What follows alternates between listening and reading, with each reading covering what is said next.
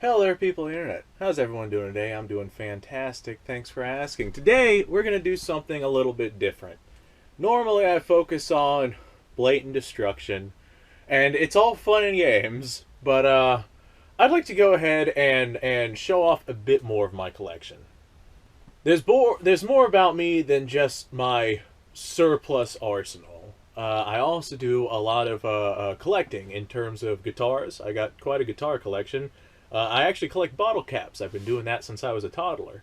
And I've got an amazing library full of some of the most fascinating books that I've ever seen and that I have not found anywhere else. And I'd like to share with you guys a couple of my favorites. This right here is Lord Kaim's Elements of Criticism. This particular copy is from 1883. It is original. I believe this is the second edition. It's written by J.R. Boyd, and you can definitely tell that just the way that they spoke back then is so much different than how mankind speaks today. You can only capture these types of elements with original books or perhaps even copies. The only issue with copies of books is oftentimes they get changed up as the years go on. They get what's a good word for it? Modernized. That's a good word for it. They get modernized as the year goes by. You can only get the real significant feel from reading an original copy. Now, this right here is from 1883, so it is quite worn. I have read through it. The pages are... Actually, it's in phenomenal shape for how old it is. The pages are, of course, brittle. You got to be very gentle with it. You're not going to go folding any pages because they'll just crumble in half. But it is an absolutely fascinating read. If you guys can manage to find a copy of this, this right here will teach you different ways of thinking that will just completely blow your mind. Alright, up next in the arsenal is actually the book that I'm currently reading. This book is much more modern. It's from 1978. It's written by Frederick Downs. It's called The Killing Zone. If anybody's ever read it, they know what a fascinating read this is. The book does get pretty heavy at times, and if you're not prepared for that, it'll catch up to you. The Vietnam War was really a horrendous incident, and I'm very grateful that I didn't have to experience anything like that. But absolutely fascinating read. Frederick Downs definitely knew how to keep people on the edge of their seats. Now, 1978 copy, so this right here is relatively fresh after the Vietnam War, and it's pretty raw. It's pretty out there. Alright, up next is kind of a collection of books. I have several volumes in a series. Unfortunately, I am missing one of them. It was very, very, very unfortunately destroyed a while back. But I do have these copies. I have the first, third, fourth, and fifth volumes of The Great War. I apologize if I butcher this name, but by P.F. Collier, however that's pronounced. I am not the best at pronouncing names, and I do sincerely apologize for that. But these are copyrighted 1916.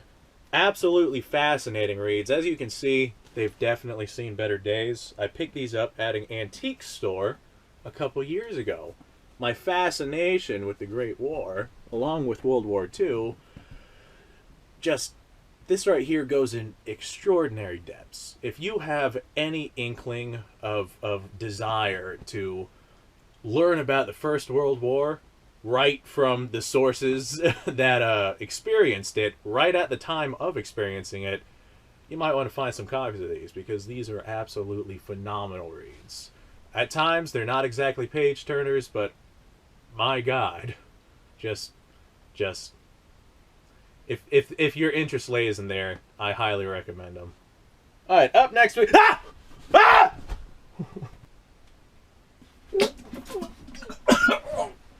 Emergency Mosin Noggin versus video.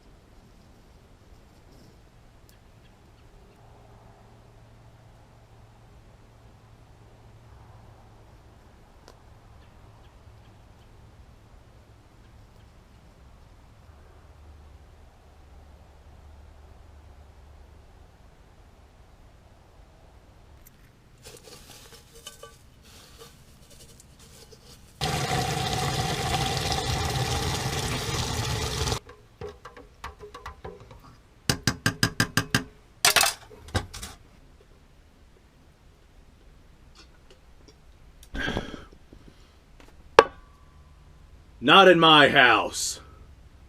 Not in my house.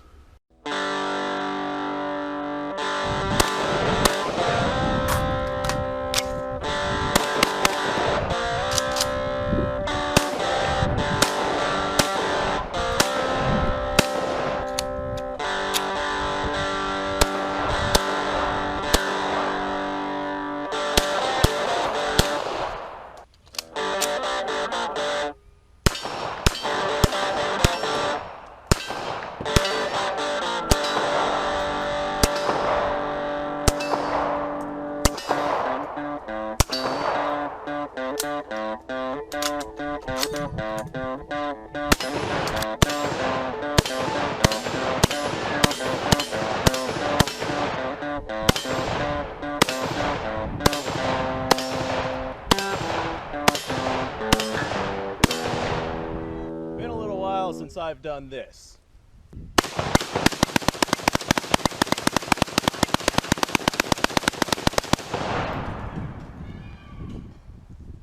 Bonnie and Clyde be damned. The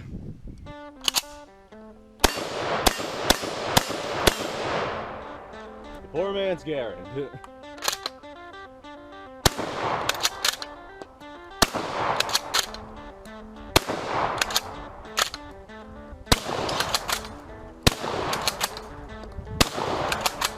It's a shame that bolt-action shotguns aren't more mainstream.